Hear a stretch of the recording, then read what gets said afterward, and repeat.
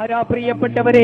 അനന്തവിശാലമായ ആകാശവും ആകാശത്തിന്റെ വിഹായത്തിൽ വട്ടമിട്ട് പറക്കുന്ന പറവകളും ആടിയുടെ ഗാധതയിൽ നെറ്റിത്തുടിക്കുന്ന മത്സ്യങ്ങളും കൊടുങ്കാട്ടിലെ ഗർജിക്കുന്ന സിംഹങ്ങളും ആ സിംഹത്തിന്റെ ഗർജനം കേട്ടോടിയൊളിക്കുന്ന മാൻപേടകളെയും സൃഷ്ടിച്ചതാരാ പ്രിയപ്പെട്ടവരെ? സൂര്യനെയും ചന്ദ്രനെയും നക്ഷത്രങ്ങളെയും ഗാലക്സികളെയും പഠിച്ചതാരാ പ്രിയപ്പെട്ടവരെ?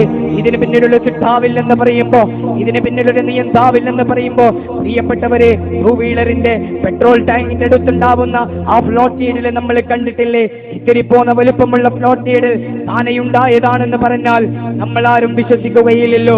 എങ്കിൽ പ്രിയപ്പെട്ടവരെ, സെക്കൻഡിൽ 280 കിലോമീറ്റർ വേഗതയിൽ ചലിച്ചുകൊണ്ടിരിക്കുന്ന ഈ ഭൂമിയും ആടിയുടെ ഗാധതയിൽ നീന്തിത്തുടിക്കുന്ന മത്സ്യങ്ങളെയും ഒക്കെ താനെയുണ്ടായതാണെന്ന് പറയാൻ പ്രിയപ്പെട്ടവരെ നമുക്കൊരു ഗ്യാരണ്ടിയില്ല.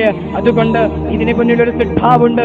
ഹിന്ദുവിനെയും ക്രിസ്ത്യനെയും ബൗദ്ധനെയും മതമുള്ളവരെയും ഒക്കെ സൃഷ്ടിച്ച ഈ ലോകവും കൺട്രോൾ ചെയ്യുന്ന ഒരു നാഥനുണ്ട്. ആ നാഥനിലേക്ക് മടങ്ങാൻ പറഞ്ഞാൽ അത് വർഗീയതയല്ല, അത് വിഭാഗീയതയല്ല, അത് കലാപങ്ങൾ ഉണ്ടാക്കാനുള്ള കാരണങ്ങളല്ല. അതുകൊണ്ട് പ്രിയപ്പെട്ടവരെ, നമ്മളൊക്കെ ഐക്യപ്പെടേണ്ടവരാണ്.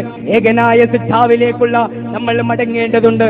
അതുകൊണ്ട് പ്രിയപ്പെട്ടവരെ, ഒന്നിച്ച് ഒറ്റക്കെട്ടായി പരസ്പരം സൗഹൃദം പങ്കുവെച്ച് ഒറ്റ സിദ്ധാവിലേക്ക് മാത്രം കൈയുയർത്തിക്കൊണ്ട് പ്രിയപ്പെട്ടവരെ, ആമിനിയുടെ പിള്ളയുടെ മകനായി ഭൂമി ലോകത്തേക്ക് റബീഉൽ അവ്വൽ 12 ഭൂമി ലോകത്തേക്ക് ജനിച്ചു വീണ മുഹമ്മദ് നബി സല്ലല്ലാഹു അലൈഹി വസല്ലമ ഒരിക്കലും ദൈവമല്ല. എല്ലാ പ്രിയപ്പെട്ടവരെ, ആരാധനക്ക് ആ മുഹമ്മദ് നബി സല്ലല്ലാഹു അലൈഹി വസല്ലമ യോഗനല്ല. അതുപോലെ തന്നെ മറിയമിന്റെ മകനായ യേശു ഈ ഭൂമി ലോകത്തേക്ക് ഭൂജാതനാകുന്നതിന് മുമ്പ് ഒക്കെ ഉണ്ടായിരുന്നു, ആകാശങ്ങളൊക്കെ ഉണ്ടായിരുന്നു. അതുകൊണ്ട് യേശു ദൈവമല്ല.